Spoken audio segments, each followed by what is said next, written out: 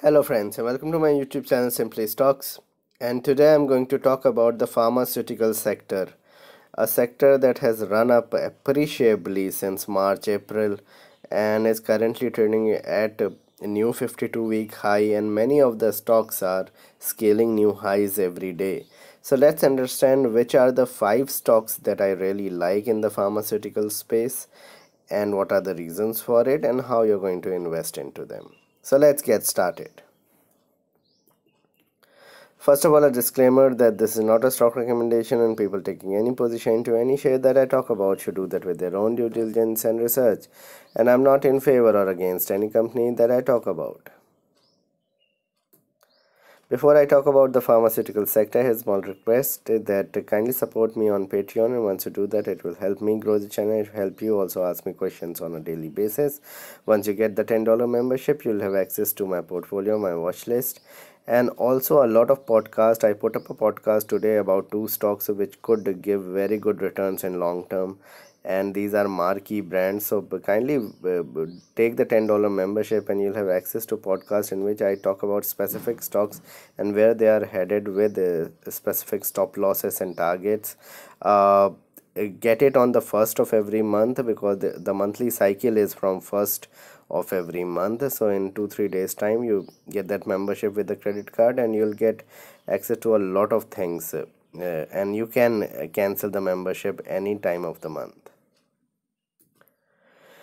Now about pharmaceutical sector. The sector has been an underperformer till beginning of the year, and it really did not do well for the last 5 years. So from 2015 March April onwards, for 5 years the sector went in deep consolidation and underperformance, and from March April, from the pandemic that began, the sector started to perform and perform appreciably well. At first it looked like a bounce, but then it looked like that this could be sustainable, and now it is looking like this is a new bull market for the pharmaceutical sector. The situation that is on the ground, and with more medicines required, there's more testing, there's a lot of R&D going on in the medicine field.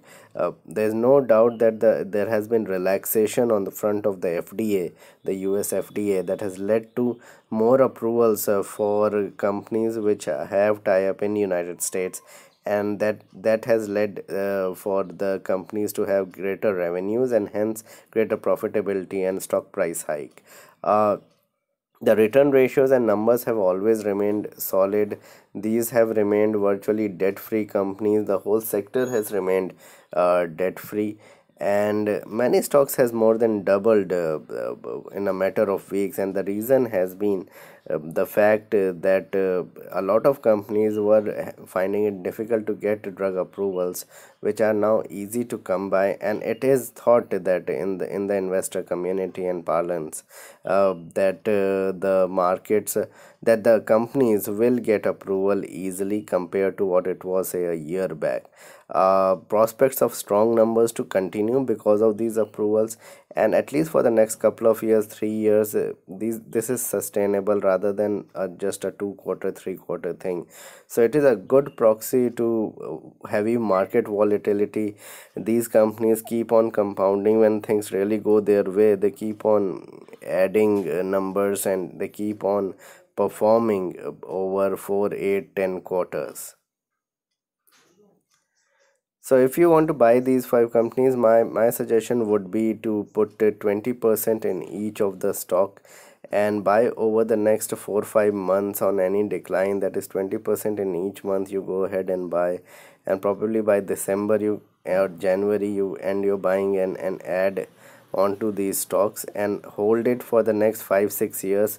I think this trend will continue in the same manner for the next couple of years, and then consolidation may happen for a year, and then for the last 3 years we could see a good 18-20% growth in the stock price. So have a 5-6 year time frame. Yes, finally when you complete your buying, then keep a stop loss of around 30% from your average buy price. That is always there, so that you don't lose all your capital, but eventually hopefully you'll get good returns going forward. So my first value pick in this list is Aurobindo Pharma.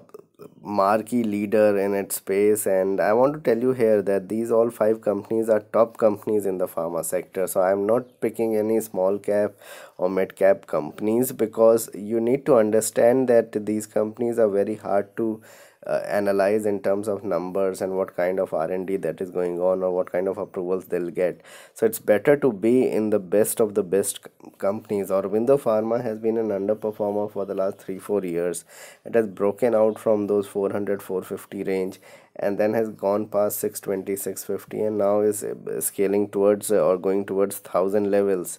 I won't be surprised that if it continues its uptrend. It is a leader in API and formulations, has got approvals for both Himachal and Karnataka plants. Before, it did not get an approval for a Himachal plant in Baddi, but now it has got. It is the best perhaps in this list, because the market cap is not very huge, yet the company is predominantly probably leaders in many of its space and have exclusivity rights for many of the drugs. There's heavy institutional interest in the stock, and it has expanded foreign business over the last 3-4 years, when there was consolidation in this pharmaceutical space.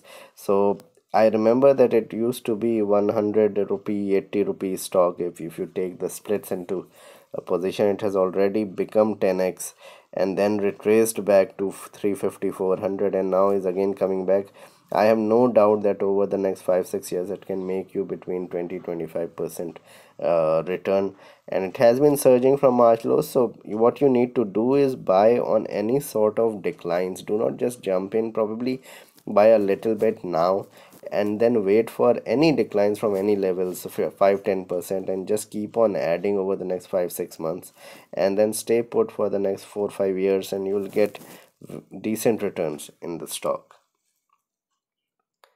My second pick here is Dr. Reddy's, another top pharma company, and a company that has faced a lot of US FDA issues from 2017 onwards, and from 17 to 19 it really struggled as a company, and we saw what happened, that the stock fell to around 2000-2100 levels. Now it has just, I would say it has just doubled. It has not moved up like 4-5x from those levels.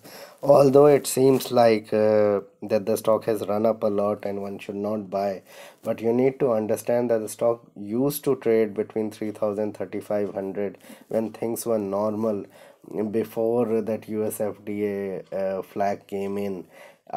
So in my opinion, any declines below 4000 levels are very good to get into the stock. Boast of nearly 20% of the market share that currently we have. Also, one needs to understand that these companies will keep on compounding if they have the tailwind going. So really, this is the time to make money in the pharma sector. This may not continue for the next 10-15 years. For the next 2 years, these companies will continue to perform very well, but then after that we will see consolidation, and the stocks may grow by 18-20%, and you may not like it. So this is the time to get in on any sort of decline. Strong management and return ratios are very good in this company. The thing between Aurobindo and Dr. Reddy's, why I like more Aurobindo, is that it is a smaller cap company compared to Dr. Reddy's. Although pedigree wise Aurobindo is extremely good, so I expect it to grow faster compared to Dr. Reddy's. But any decline, and also Dr. Reddy's has run up a lot, but any declines in the stock, very good company to play the pharma theme. Many clients, many brands are being served by Dr. Reddy's across the globe, and it was marred by a number of US FDA issues. As I said, now it has got resolved. They have got the approvals, and the stock should continue to perform well going forward. So let's see, after Dr. Reddy's, which is the next stop that I would like you people to look at for purposes of investment, and take your own decisions on these stocks. Next in line is DIVIS Lab, and I think many of you would have guessed that this would be on the list. Among the top API firms in the world, currently, and one needs to understand that DIVIS is also producing a lot of drugs that they are selling, and they are working on COVID drugs as well that they told. Plus, there are other things that are going on. So it has expanded globally over the last decade or so. DIVIS has become extremely strong. So from 2012-13, when it was regarded as one of the smaller mid-cap companies, now it has grown to 62,000 crore market cap. I think 8-10 years back it was just about 15-20,000 crore market cap. They have around 11,000 employees globally, high institution and promoter holding, and only 9% free float is there. So stronger hands are holding the stock very strongly. See, it has shown very strong profits and growth, something like 25-30% profit growth in the March and the June quarters, and it has not been like that earlier. It was showing between 15 and 20%. So there is something big going on in Divi's lab. The management is very strong and will perform over the last, so this is a stock that can perform really well over the next 8-10 years, and the next 2-3 years could be extremely good for this company as well as Aurobindo and Dr. Reddy's. So these three are virtually market leaders, or the behemoth of this, you can say, pharma space here in India. Next in line for me is IPCA Labs. Now, this is interesting because there's an API play going on and people are getting into Laurus Labs. But there is Solara Active. There are other API companies in the small cap space. In the large cap space, or you can say a better company which has high pedigree and slightly larger cap, there's IPCA Labs, and perhaps this is one company that is probably the market leader in this API space. They have other global businesses, especially in UK they sell a lot, and we have seen that United Kingdom economy has virtually opened up completely. Things are normalizing, their cases are getting down, so they are going to sell even more going forward. It has been surging from March lows, as has been other stocks also. Any declines, one should look at IPCA Labs and buy into it. Producer of hydroxychloroquine, and it got a lot of, you can say, traction from it from in the June quarter with the exports rising, etc. But even after that, they have a lot of R&D facility, and they have worked on a lot of drugs and API stuff that they are going to provide or cater to other, you can say, drug companies. So it is on a multi-year breakout. The breakout technically that has happened in IPCA Labs is multi-year, and one can look at it in detail and probably buy on declines and set tight over the next 5-6 years, and should be able to gain 20 to 25% return reasonably in such a stock. Strong institution and promoter holding is always there, and this is a safer bet to play in the five stocks. Less volatility happens in something like IPCA Labs. And the last in list is BIOCON. Although away from APIs, away from pure drug play, BIOCON is a play on R&D and Indian R&D pharmaceutical space, and it is doing a lot of things with respect to producing new products in the cancer space, in that carcinogenic space. A leading research and development firm by far.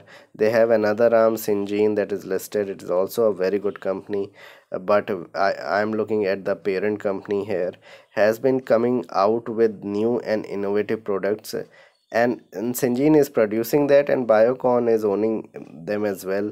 BIOCON is also working on a lot of carcinogenic products, or drugs that they would stream into the market over the next 6 to 8 quarters. I think this stock is, why it came into the list is because of its valuation. I don't think it has run up so much as compared to the other pharma stocks, and it can really do well if somebody has the patience to hold it over 3 to 5 years. It can really perform much better. The run up can happen anytime, and it would catch up to its peers that I have just mentioned. A high promoter and institutional holding, very good promoter pedigree that you have in the stock. Very good return ratios. Kiran Majumdar show as the head of the company, and we all know about her business pedigree. Long-term valuations are very reasonable at this stage. Currently short term it is stretched, but even then, from the time I made this video about a couple of weeks back till the time today, the stock has not run up a lot, so a very good consolidation that has taken place. So one can definitely look at this stock from a long-term point of view. So this was my video on the pharmaceutical space. Please like and subscribe my channel, hit the bell icon so that you can get my videos straight away when I post it. Thanks a lot for watching.